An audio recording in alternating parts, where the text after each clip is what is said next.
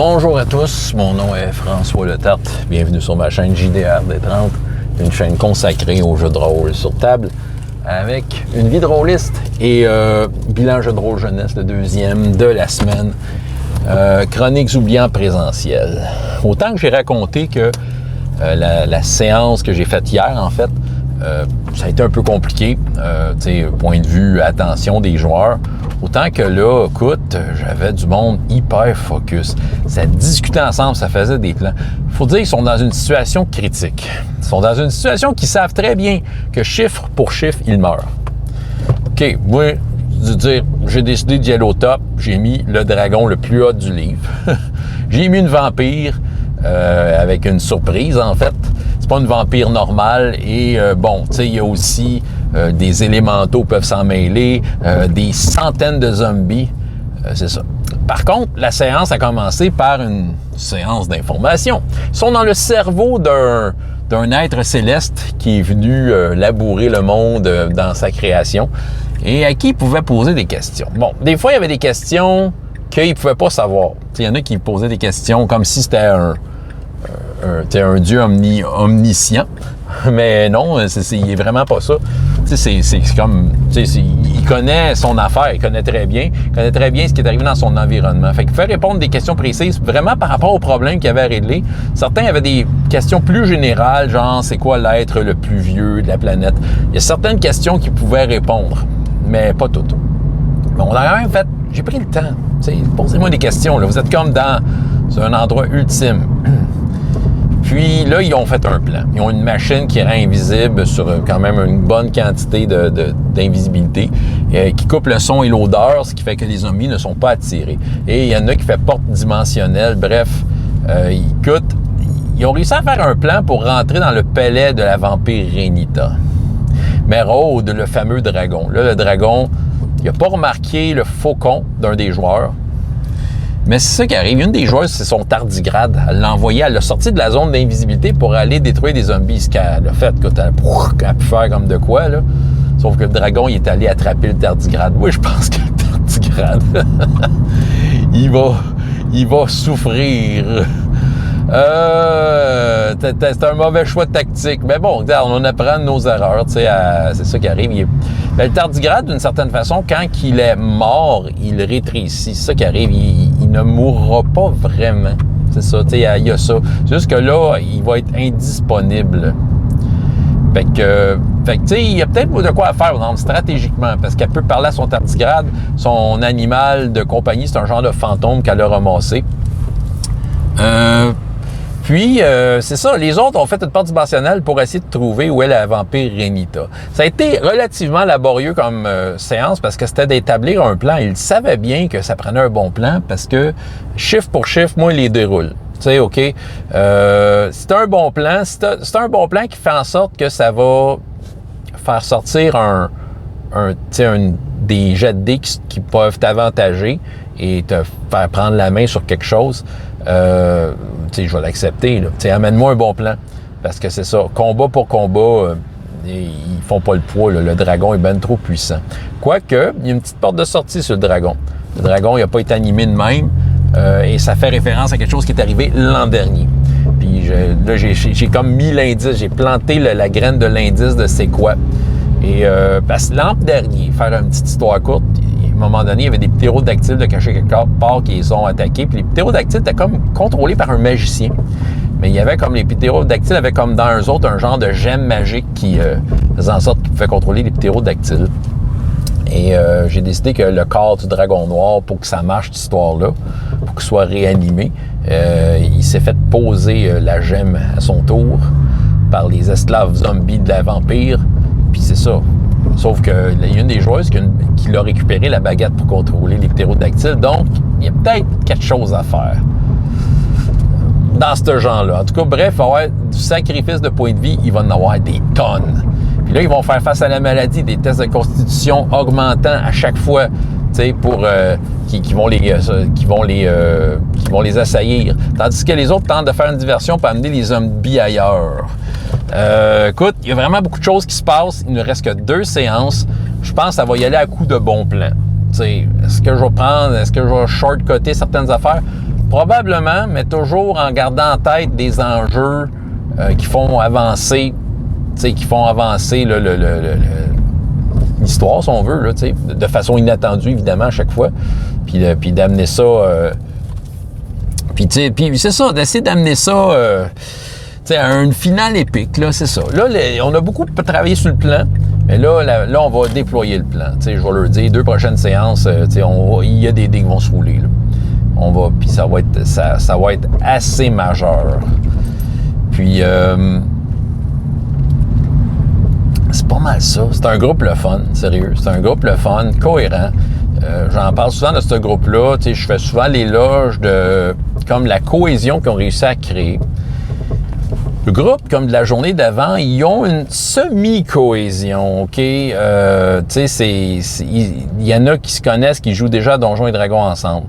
Ça a du bon et du moins bon, parce qu'eux autres sont comme dans leur petite bulle. Je dirais pas hermétique, mais on voit que ils ont plus tendance à se fier les uns sur les autres, puis à pas moins écouter les autres. Puis t'as des éléments un peu plus perturbateurs des joueurs qui de base, ils ont tendance à être des éléments perturbants. Ils ont toujours été là. Puis c'est sûr que c'est un peu plus difficile à jouer aussi.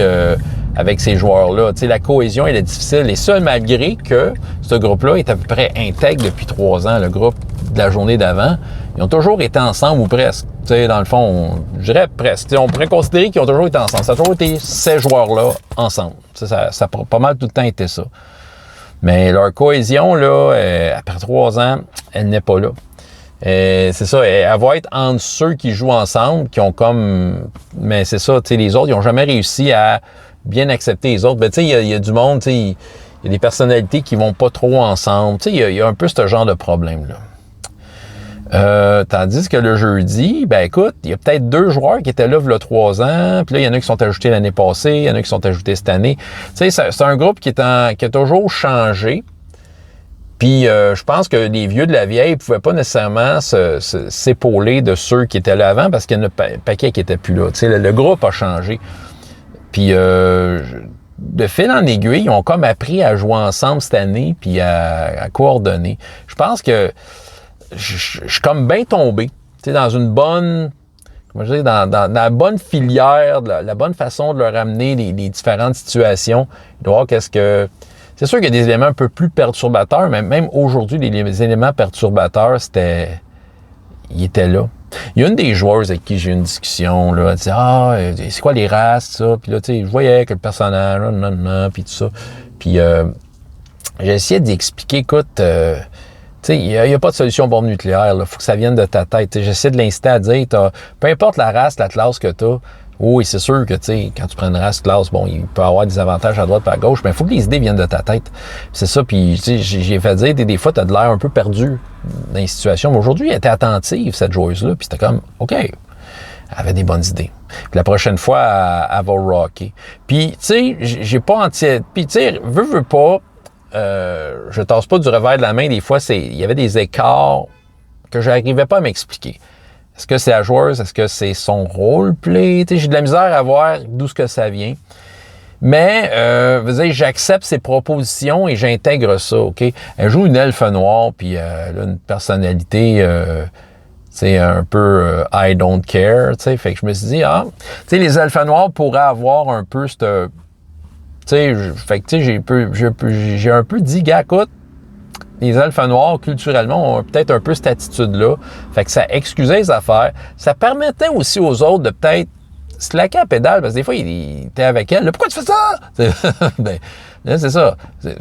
Même si des fois, elle embarquait avec une semi-bonne idée, là, mais il y avait peut-être moyen que les joueurs comprennent que culturellement, c'est ça. Puis, on dirait qu'elle, ça l'a comme, ben oui, je suis l'elfe noir, Puis, je sais pas, de me voir lui dire, écoute, je vais, les elfes noirs, et ça se peut qu'ils te ressemblent un peu en termes de personnalité. J'ai l'impression que elle aimait ça, ça y plaisait.